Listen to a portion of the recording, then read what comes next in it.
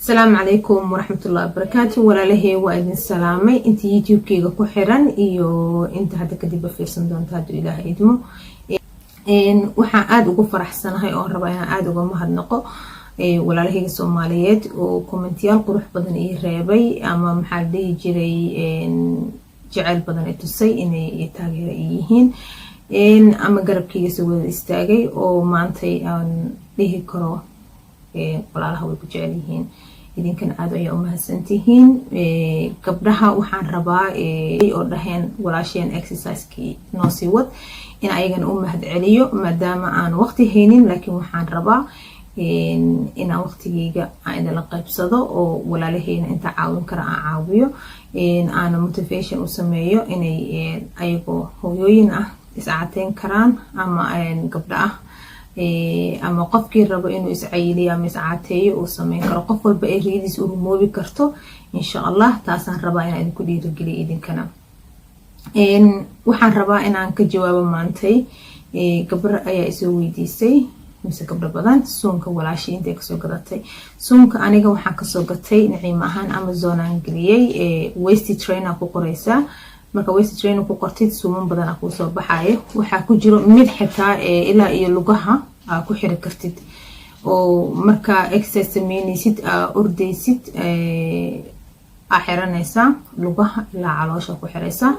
dan waa ordaysa ma intaas oo dhan waa ka dhigaysa baruurtii marka maxaa dhihi jiray way ka dhamaanaysaa duulaydmo waxaana fiican hadii oo xiranaysid suunkaas ina marka exercise ka sameynaysid zaid u fiican yahay kan maxaa lugaha ku jiraan gabdhaha lugaha weyn oo kale oo rabo lugahooda inay xoogaa yareeyaan gabdho badan ayaa waxay iga weydiiyeen xitaa sidee barida lagu jaraa inkastoo dad badan ay weydiiyeen ayagana sidee bari ku yeelan karaa so labadaba insha Allah ayagana video yeelan ka soo sameyn doona gabdho ayaa i weydiiyay inay maxaa dhihi jiray gacmaha waxyaalaha lagu jaro in aan uga soo jawaabo insha Allah ayagana waan uga soo jawaabaya inkastoo YouTube-kayga aan qaar soo gashay guriga lagu sameyn karo exercise waxa jira guriga aad ku sameyn kartid maadaama aadan gym waqti u haynin ama aad aadi karin maadaama hada gymkii la furayna waxaan rabaa ama aan rajo ka qaba insha Allah video yalna in kugu soo dhex sameeyo gymka biraha aan isticmaalo ama habka ama qaabka oo technique-da aan isticmaalo inaan tuso insha Allah waxaan kaloo aan rabaa in aad la socodsiiyo weekii inaan soo fadhiisan doono jimcada haduu Ilaahay idmo jimcada adiga fiidkii haduu Ilaahay idmo habeenkii 1 saac I think Soomaaliya waxay u tahay 3 saac 2 saac kala horeyna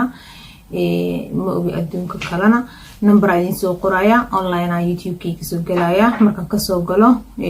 qof walba su'aasha uu rabo i weydiinaya haduu Ilaahay idmo taasi maxaa kaloo hada sheegi karaa cuntooyinka ilaawe gabdho badan ayaa is weydiiyay cuntooyinka lagu caatoobo ani ma aaminsane cuntooyin lagu caatooba jiro